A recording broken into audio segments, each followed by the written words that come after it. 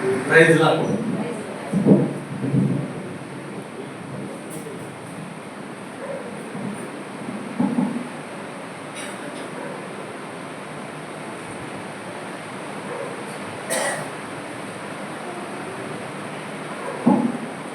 ప్రభునందు బేదేలు నివాసులందరికీ, దేవుని సేవకులకి, కుటుంబానికి నా హృదయపూర్వకమైన వందనాలండి. మా ఆహ్వానాన్ని ప్రేమించి మరి ప్రసాదాంతో మా కుటుంబ పక్షంగా ఆయన మా పక్షంగా చేసిన కార్యాలు బట్టి మరి కృతజ్ఞత పూర్తిగా డిసెంబర్లో కలిగి ఉన్నామని అనుకుంటూ ఆగస్ట్ నుంచి చెప్పుకుంటూ వచ్చాను. అయితే నవంబర్ లాస్ట్ వీక్లో రాజు మేము మా టీం అంతా డిసెంబర్లో ఎక్కడ ఈ డేట్ ఎవరికి ఇవ్వట్లేదు, అది ఈ వరకు మరి ఆ డేట్ని ఏర్పాటు చేసామని తెలియపరుస్తూ వచ్చారు. మరి ప్రసాదానికి పెద్దలు స్టీవెన్ గారు, నోహాన్ గారు, అలాగే టీం అంతటి కూడా జెరూసలేం గాస్పల్ టీం అంతా కూడా నా హృదయపూర్వకమైన వందనాలండి.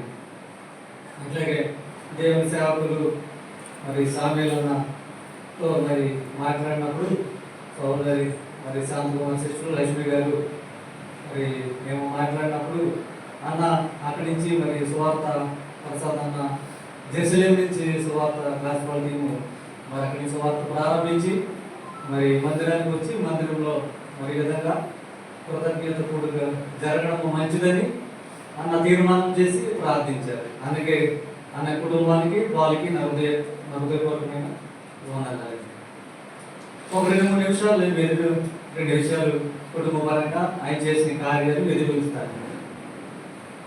సామ్యుల విషయం మీ అందరికీ తెలిసిన విషయం, మీరు అందరూ ప్రార్థిస్తూ వచ్చారు, నేటికి ప్రార్థిస్తున్నారు. అయితే నా పరిస్థితులన్నింటినీ ఉపయోగించి దేవనామాన్ని బట్టి తనను పంపించడం జరిగింది. మార్చి మొదటి వీక్లో ఒక రాత్రి మామూలుగానే పండుకున్నాను. ఉదయాన్ని నాకు నేను లేవలేకపోతున్నాను. ఎటువంటి పరిస్థితి అంటే నా తలని 1 సెంటీమీటర్ కూడా నేను కదపలేకపోతున్నాను. ఈమె లేచింది, ప్రార్థన చేసుకుంది. మా ఇంట్లో మేనల్లో ఇంటర్మీడియట్ చదువుతున్నారు. వాళ్ళ కొరకు 7:30కే క్యారేజ్ సిద్ధం చేయాలి టీమ్. ఆమె కిందకి వెళ్ళిపోయి తను పని చేసుకుంటుంది. ఎంతసేపు ప్రయత్నం చేసిన నా తలను కదిలించలేకపోతున్నాను. ఇలా కదిలితే బాధ చేస్తుంది. చాలా ప్రయత్నం చేశాను, నాకు నేను లేవలేకపోతున్నాను. తల గట్టి అసలు కొంచెం కూడా తిప్పలేనప్పుడు ఎలా లేస్తాము? చాలా క్షణం ఆ రాత్రి కొంతమంది నిద్రలో పెట్టేసింది అంటారు. అట్లాంటిదేం కాదు, కానీ ఇక్కడ నరము స్ట్రక్ అయిపోయింది. అది చాలా ప్రమాదకరం. మీరు చాలామంది ఈ విషయం మీద మీకు అవగాహన చాలామందికి ఉంటుంది. అది ఆపరేషన్ చేయవలసిన పరిస్థితి. నాకున్న పరిస్థితులన్నింటినీ నేను ఉపయోగించి పిల్లల కొరకు ఉపయోగించాను. నా కొరకు నేనేమి రాసుకోలేదు. 4 రోజులు అయిపోతుంది, పరిస్థితి అలాగే ఉన్నది. నేను ఇంగ్లీష్ మెడిసిన్ పెద్ద వాడిను. హోమియో డాక్టర్ గారు, ప్రజెంట్ ఉన్న డాక్టర్ గారు, వాళ్ళ నాన్నగారు, వాళ్ళ తాతగారు, వాళ్ళందరూతో నాకు కొంచెం పరిచయం ఉన్నది. హోమియోనే వాడతాను. అది కొంతకాలం పడుతుంది అన్నారు. కొంతకాలం పట్టేటప్పటికి కొంచెం లేవగలుగుతున్నారు, కానీ మెడ తిప్పలేకపోతున్నాను. ఇటువైపు తిప్పలేకపోతున్నాను. ఇలా స్ట్రైట్గానే ఉండవలసి వస్తుంది. ఇలా డౌన్ చేయడానికి లేదు, ఎత్తడానికి లేదు. అయితే కంగారు పడద్దు, మీరు ఎక్కడికైనా వెళ్తే ఆపరేషన్ అంటారు, ప్రమాదం అని వాళ్ళు తెలియపరిచారు. మెల్లగా ప్రార్థన చేసుకుంటూ ఆయన స్వస్థపరుస్తాడు అని విశ్వాసంతో, నమ్మకంతో నా దేవుడు నా జీవితంలో ఎన్నో కార్యాలు చేశాడు. నా పక్షంగా దేవుడు కార్యం చేస్తాడు. నాకు ఈ సంవత్సరం వాగ్దానము కొరింథీయులు 13 అధ్యాయంలో 14 వచనం, భయపడకు, నేను నీకు తోడుగా ఉంటాను, నా సన్నిధి నీకు తోడుగా ఉంటుంది, నా కృప నీకు ఉన్నది. ఇలాంటి విషయాలు 3 విషయాలు అక్కడ. కానీ ఎంత ఇబ్బంది అయినా కానీ ఎందుకనో భయం లేదు. దేవుడు నాకు తోడుగా ఉన్నాడు, నాకేం కాదు, నన్ను స్వస్థపరుస్తాడు. దేవుని మహాకృపను బట్టి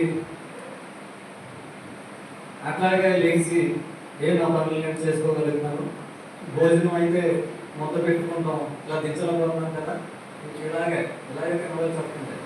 మీరు కూడా ఇలా తీసుకెళ్ళేసుకోవాల్సి వస్తుంది. కొంచెం ఇబ్బందిగా ఉండే పరిస్థితి అది. ఒకరోజు నేను పనిచేసే స్థలంలో ప్రతి సంవత్సరం మార్చి లాస్ట్కి ఏప్రిల్ ఫస్ట్ వీక్లో 3 రోజులు మీటింగ్లు జరుగుతాయి. గత 25 సంవత్సరాల నుంచి అక్కడ నేను ఆ మీటింగ్కి సంబంధించి 5 కోటాలు జరుగుతాయి, స్టార్టింగ్ నుంచి ఎండింగ్ వరకు. అక్కడ దేవుడు నాకు ఇచ్చిన అవకాశాన్ని బట్టి అక్కడ భోజనాలకు సంబంధించిన ప్రతి విషయం కూడా నేనే చూస్తాను. నేను లేవలేకపోయినా కానీ వెళ్ళిపోయి 3 రోజులు మెడాలు పెట్టుకుని పనిచేశాను. నాకు ఇబ్బందిగా ఉన్నా కానీ ఓర్చుకుంటూ పనిచేశాను. లాస్ట్ డే ఒక అమ్మాయి హైదరాబాద్ నుంచి వచ్చింది, డాక్టర్. నాకు తెలుసు అమ్మాయి, అన్న ఏంటన్నా 3 రోజుల నుంచి వస్తున్నాను, మీరు మెడతిప్పట్లేదు, మనిషి తిరుగుతున్నా పెడతారు కదా, ఇలాంటి విషయం అన్నది. కానీ మీటింగ్ అంతా అయిపోయింది. వెళ్ళిపోయే ముందు కుర్చీ వేసి కూర్చోన్నది. కూర్చోని మొత్తం చెకప్ చేసింది. ఇలా తిప్పు అంతా తిప్పలేకపోతున్నాం. 2-3 సార్లు ట్రై చేసింది. ఎక్కడ అది పట్టుకుందో ఆమెకి అర్థమైంది. ఒక టవల్ తీసుకుంది. అది చాలా నాకు బాధగా ఉన్నది, భరించలేకపోతే అరిచేస్తున్నాను, అమ్మా అని అరిచేస్తున్నాను అని కొంచెం భరించాను. నాకు ఆమె అలాగని ఇలా ఉంటుంది, అలాగని ఇలాగ ఉంది. ఫ్రీగా తిప్పగలిగాను. ఫస్ట్ ఇలా తిప్పలేని వాడిని, 4 రోజులు తిప్పలేని వాడిని ఇలా తిప్పగలిగాను. అంతకుముందు న్యూ లైఫ్ హాస్పిటల్కి వెళ్తే వాళ్ళు మెడిసిన్ ఇచ్చారు, కొన్ని రోజులు తగ్గకపోతే ఎంఆర్ఐ స్కానింగ్ చేయాలన్నారు. ఇక అక్కడి నుంచి తెలియదే ఉంది, ఆపరేషన్ అంటారు, ఏంటంటారు. కానీ దేవుని కృపను బట్టి ఆ దేవుడి గట్ట నా కొరకు 5 రోజులు వచ్చినట్లుగా వచ్చింది. జస్ట్ కొంచెం ఆమె చేసేలాగా ఉంటే వదిలింది, పట్టేసింది, వదిలింది. తర్వాత మెల్లగా దేవుడి కృపను బట్టి కొన్ని నెలలు ఉన్నాను, కానీ దేవుడి సహాయం బట్టి మంచిగా దేవుడు అంత కృప నా పట్ల చూపించాడు. శామ్యూయల్ విషయానికి వస్తే ఏప్రిల్ లాస్ట్ అయిపోతుంది. నేను తనకు ఏర్పరిచిన ఆ అమౌంట్ అంతా కూడా ఇంకా ఏప్రిల్ తోటి అయిపోతుంది. మే నుంచి నేను పంపించవలసిన పరిస్థితి వస్తుంది. ఏప్రిల్ లాస్ట్ వచ్చినప్పటికీ పరిస్థితి ఎలా ఉందంటే, మరి సారేపతి ఇంట్లో కొంచెం పిండి కొంచెం నూనె ఉన్నట్లుగానే ఉన్నది. ఫోన్ చేస్తుంటే తన స్వరం కరెక్ట్గా రావట్లేదు. తనకు తెలుసు నేను ఇప్పటికే డాడీని చాలా, డాడీ అంటారు, పిల్లలు నాన్న అంటారు, ఇప్పటికే నాన్న చాలా ఇబ్బంది పెట్టేశాను. క్వార్టైన్ చూస్తే క్వార్టైన్ దొరకట్లేదు అని తన స్వరం మారిపోయింది, బాధపడుతున్నాడు. నేను ఉదయాన్నే లేచి కన్నీరు లేచి సుధీరన్న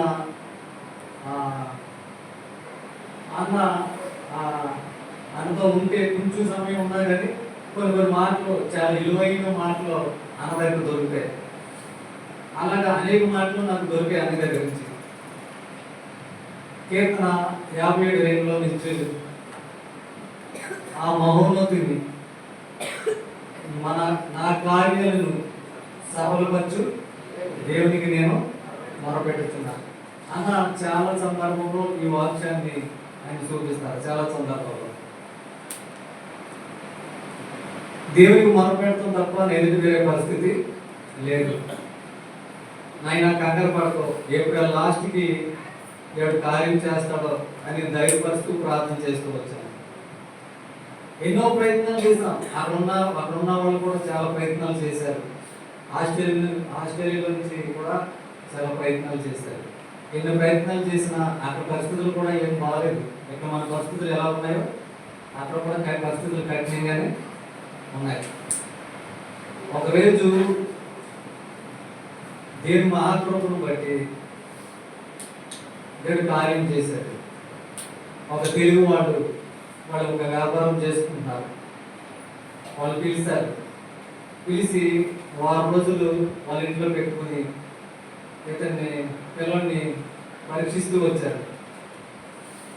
పరీక్షిస్తూ వచ్చిన తర్వాత వారం రోజుల తర్వాత నీకు వర్క్ ఇస్తున్నాము, నీకు నెక్స్ట్ వీక్ నుంచి రావచ్చు అని తెలియపరిచారు. దేవుడు కార్యం చేస్తూ వచ్చాడు. వాళ్ళు చాలా తెలుగుని చాలా ప్రేమగా చూస్తూ వచ్చారు. తెలుగు వాళ్ళు మన టిఫిన్స్, మన ఆంధ్ర టిఫిన్స్ అన్ని, ఆంధ్ర భోజనం అంతా వారు పిల్లడికి పెడుతూ వచ్చారు. అయితే ఒకరోజు ఆ యజమానుడితో నైట్ వీళ్ళిద్దరూ ఆ వ్యాపారంలో లాస్ట్లో ఆఫీస్ చదువుతున్న సమయంలో అసలు ఏంటి పరిస్థితి ఏంటి అని అడిగితే, నేను పిల్లలకి ఎప్పుడు ఒక విషయం ఎప్పుడు చెప్తా, నీ తల్లిదండ్రుల విషయంలో ఎవరైనా అడిగినప్పుడు ఏమీ మొహమాటం పడద్దు. నా తండ్రి కేవలం చిన్న పనివాడు, కొంచెం జీవనోపాధి నిమిత్తము డ్రైవింగ్ చేసుకుని మమ్మల్ని ఏ విధంగా చదివిస్తున్నాడు. ఆ మాట ఎక్కడైనా సరే చెప్పండి. నా గొప్పని మీరేం చెప్పలేదు, నేను ఏ పని చేస్తానో ఆ పని చెప్పాడు. అతను చలించిపోయాడు. ఏంటి, ఒక కామన్ మ్యాన్గా ఉండి ఒక డ్రైవింగ్ చేసుకుంటూ బతుకు నేను ఎంత పంపించాడా అని అతనికి ఇంకా ఎక్కువ ఇంప్రెషన్ వచ్చి తాను చాలా పిల్లలు ఈ రోజు కూడా చాలా మంచిగా చూస్తున్నాడు. తన కారులో తన ప్లేస్కి దింపి తన గెస్ట్ హౌస్ అంటే వర్క్కి వెళ్ళి రావాలి చాలా దూరం, కానీ 3 days కూడా తన దగ్గర నుంచి తన కారులను దింపుతూ వస్తున్నాడు. అది కేవలం బ్రతకడానికి మాత్రమే ఆ పని. మనం ఇక్కడ పంపించినట్టుగా బ్రతకడానికే. నేను దేవుడిని బ్రతకడానికి ఉంచాను. ప్రభా క్యాంపస్లో ద్వారం తెరుగు, ప్రభా క్యాంపస్లో ద్వారం తెరుగుతాను ప్రార్థన చేస్తూ వచ్చాం. దేవుని యొక్క మహాకృపను బట్టి రిజల్ట్ వచ్చింది మే నెలలో. వస్తే తన చదువు 3 సబ్జెక్టులు అండి. డేటా కంప్యూటర్స్ అంటారు, అడ్వాన్స్, తర్వాత బిజినెస్ కోర్స్, ఇలా 3 కోర్సులు. వీళ్ళు 35 మంది వాళ్ళు ఆయా దేశాల నుంచి వెళ్ళారు. అందులో అతి చిన్న వయసుడు చిన్నవాడు నేనే. ఫస్ట్ సెమిస్టర్లో 2 70% వచ్చింది. ఒక దాంట్లో ఒక 5 పాయింట్లు తగ్గడం జరిగింది. దేవుడు గొప్ప కార్యము చేసి ఉన్నారు. మీ అందరూ చేసిన మీ ప్రార్థనలు, తల్లిదండ్రులుగా మా ప్రార్థనలు, సేవకుల యొక్క ప్రార్థనలు దేవుని సన్నిధికి చేరి దేవుడు ప్రతిపక్షంగా కార్యం చేస్తూ వచ్చాడు. వెంటనే ప్రిన్సిపల్ పిలిచాడు. పిలిచి స్పోర్ట్స్ మేనేజ్మెంట్ దగ్గరికి పంపించాడు. ఆయన పేరు విలియం. ఆయన వెంటనే కౌలిగించుకుని హత్తుకొని చాలా సంతోషంగా తను పని ఇచ్చాడు. వారానికి 24 hours పని ఇచ్చాడు. గంటకి 1000 rupees పే చేస్తారు వాళ్ళు. ఆయన ఒక క్రైస్తవుడిగా గుర్తించి పిల్లడికి ఆ యూనివర్సిటీలో నేను నెక్స్ట్ ఈ 2025 డిసెంబర్ వరకు యూనివర్సిటీలో ఉంటాడు. అప్పటి వరకు కూడా ఆ యూనివర్సిటీలో ఏ క్యాంటీన్ అయినా సరే తనకి ఏం కావాలంటే తినొచ్చు. అలాగే ఒక బార్డు ఆయన ఏర్పాటు చేశాడు దేవుని యొక్క మహాకృపను బట్టి. అక్కడ పోతే కాకుండా ఆయన చక్కగా ఆ గవర్నమెంట్ స్టాంపింగ్తో కూడుకున్నది. అది అమెరికా గవర్నమెంట్ స్టాంపింగ్తో కూడుకున్నది. అది SSI కార్డ్ అంటారు. అది చాలా ఇంపార్టెంట్. దాని నుంచే అకౌంట్ ఓపెన్ అవ్వడం. అక్కడి నుంచి నాకు డబ్బులు పంపించాలన్నా ఆ అకౌంట్ నుంచే పంపించాలి. ఇలాగా దేవుడు ఆ విషయంలో కూడా ఎంతో గొప్ప కార్యము చేస్తూ వచ్చాడు. ఆ విడపక్షంగా నేను అంత కొరకు చూపించాడు. నేను 2 రోజుల క్రితం రిజల్ట్ వచ్చింది. 2nd year 1 year పూర్తయింది. ఇప్పుడు ఈసారి దేవుని మహాకృపను బట్టి ఫస్ట్ టైం 5 పాటలు తగ్గినాయి. దేవుడు అనంత కృపను బట్టి 100% ఆ ఏ గ్రేడ్ అంటారు అక్కడ, ఆ ఏ గ్రేడ్ దేవుడు ఇచ్చాడు. దేవునామానికి మహిమ కలిగింది కదా. ఆ బిడ్డ పక్షంగా అలా దేవుడు కార్యం చేస్తూ వచ్చాడు. నా పక్షంగా నా ఆరోగ్య విషయంలో దేవుడు కార్యం చేస్తూ వచ్చాడు. చిన్నవాడు పాల్ నేను 7 yearsలో టైఫాయిడ్, మలేరియా, న్యూమోనియా వచ్చి మరణం వరకు వెళ్ళాడు. డెత్ వరకు, ఇంట్లో డెత్ వరకు వెళ్ళి దేవుడికి కనికరించి కృప చూపించి రక్షిస్తూ వచ్చాడు. 10 సంవత్సరాలు తినతో చాలా తీవ్రమైన ఇబ్బంది మేము పడుతూ వచ్చాము. మాతో పాటు ప్రసాదన్న శిష్యులు కూడా సోని వాళ్ళు కూడా ఎన్నో రాత్రులు మాతో కూడా గడిపారు. అంత ఇబ్బంది తినతో పడ్డాము. దేవుడు మహాకృపను బట్టి తనకి దేవుడు బీటెక్లో ద్వారం తెరిచాడు. మరి సిఎస్ఏ సీటు అతిశకాజలో రావడం, వాస్తవంగా దీని ఆరోగ్య పరిస్థితి మంచి, నా కుమారుడిని నేను తననేమి పోడే పరిస్థితి కాదు, కానీ మంచి టాలెంట్ ఉన్నది, మంచి ఇచ్చాడు, మంచి ఇంగ్లీషు మాట్లాడగలుగుతాడు, బాగా ప్రతి విషయం మీద బాగా అనలైజ్ చేయగలుగుతాడు. ఎవరితోనైనా స్నేహం భావంగా ఉండే గుణలక్షణాలు కలిగి ఉన్నాయి. కానీ తన ఆరోగ్య పరిస్థితి బట్టి చదువులో కొంచెం యావరేజ్గా ఉంటూ వచ్చాడు. అలాగే బీటెక్లో జాయిన్ చేశాము. దేవుని మహాకృపను బట్టి మరి ఫస్ట్ ఇయర్ కొంచెం కొన్ని సబ్జెక్టులో మరి వెనుకబాటు కలిగి ఉన్నప్పటికీ మరి ఈ సంవత్సరం ఆగస్టుతో మరి బయటకు వచ్చాడు. మొత్తం కంప్లీట్ బీటెక్ ఏ ఒక సబ్జెక్ట్ కూడా లేకుండా కంప్లీట్ చేసుకుని దేవుని కృపను బయటకు రావడము దేవుడు సహాయం చేస్తూ వచ్చాడు. ఇందును బట్టి ఎంత ఘనకార్యాలు గొప్ప కృప చూపించి మా కుటుంబ పక్షంగా చేసిన కార్యాలు బట్టి నేను ఎలాగ దేవునికి కృతజ్ఞత స్థుతులు చెల్లించాలని ఆలోచన చేసినప్పుడు దేవుని నామం గణపరచబడాలి, ఆయన నామాన్ని నేను ఊరేగించాలి, నేను ఆయన్ని గణపరచాలి అనే మనసు, దృఢమైన మనసు కలిగి ఈ విధంగా ఈ దినాన్ని మీరందరూ సహకారంతో ప్రభు నామాన్ని గణపరచడానికి దేవునికి కృప మాకు అనుగ్రహించాడు. మరి శ్రద్ధగా ఉన్న మీ అందరికీ హృదయపూర్వక వందనాలు. నా కుటుంబం కొరకు, నా కొరకు, నా భార్య కొరకు, బిడ్డల కొరకు ప్రార్థించండి. దేవుని నామం పెట్టి మీ అందరికీ హృదయపూర్వక వందనాలు. మీ కొరకు మంచి విందు సిద్ధపరిచించాము. జెంట్స్ అందరికీ, బ్రదర్స్ అందరూ బయటికి వెళ్దాము. సహోదరులందరూ కూడా కింద ఏర్పాటు చేస్తాము. ఆ విధంగా దేవుడి మాటలు దీవించాక ఒక 2 మాటలు, చిన్న 2 మాటలు చెప్తారు. అందరికీ నా హృదయపూర్వక వందనాలు. కూడి వచ్చిన దైవజనులందరికీ నా హృదయపూర్వక వందనాలు. ఇవి నా మాటలు కాదు, అన్న చెప్పమన్నటువంటి విషయాలు. ఏంటంటే ఆయన ఫస్ట్ ఏంటంటే ఈ మధ్యలో పాఠ్యం వచ్చింది. ఏదైనా ఏంటంటే మన ఇంట్లో ఏంటంటే ఏ జరుగుతుంది ఎంత మంచి కార్యం జరిగినా దేవుడికే కలుగుతారు. సో ఆయన చెప్పమన్నా చెప్తున్నాను.